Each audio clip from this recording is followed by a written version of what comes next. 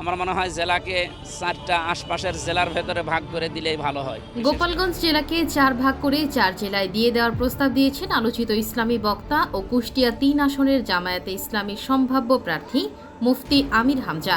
তিনি বলেন, শুধু গোপালগঞ্জ জেলার নাম পরিবর্তন নয়, আমি মনে করি আশেপাশের 4টা জেলার মধ্যে ভাগ করে দিলে ভালো হয়। বিশেষ করে নড়াইল, ফরিদপুর, মাদারীপুর ও বরিশাল এই 4টা জেলার মধ্যে ভাগ করে দেওয়া হোক। গোপালগঞ্জে ছাত্রলীগের নৈরাজ্যের প্রতিবাদে বৃহস্পতিবার 17 জুলাই কুষ্টিয়ায় বাংলাদেশ জামায়াতে ইসলামীর আয়োজনে এক বিক্ষোভ মিছিল ও সমাবেশে তিনি এই মন্তব্য করেন।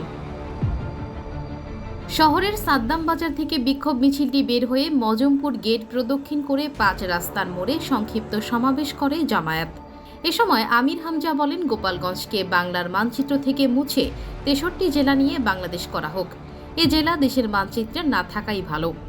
জুলাই যোদ্ধাদের ওপর হামলা মানে দেশের 18 কোটি মানুষের ওপর হামলার সমান মন্তব্য করে তিনি দ্রুত সময়ে জড়িতদের গ্রেপ্তার ও বিচার নিশ্চিতের দাবি জানান। যাদের মাধ্যমে আমরা স্বাধীন হয়েছি, জুলাই যোদ্ধাদের ওপরে হামলা, এটা দেশের 18 কোটি মানুষের ওপরে হামলা।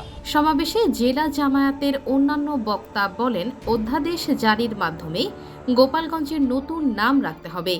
এছাড়া জেলাটির পুলিশ সুপার এ ঘটনার দায় এড়াতে পারে না বলেই উল্লেখ করে তাকে জবাবদিহিতার আওতায় আনার দাবি জানান তারা। জেলা জামায়াতের এই সমাবেশে জেলা নায়েবে আমির মোহাম্মদ আব্দুল গফুর, জেলা সেক্রেটারি অধ্যাপক সুজাউদ্দিন সহ দলীয় নেতাকর্মীরা উপস্থিত ছিলেন।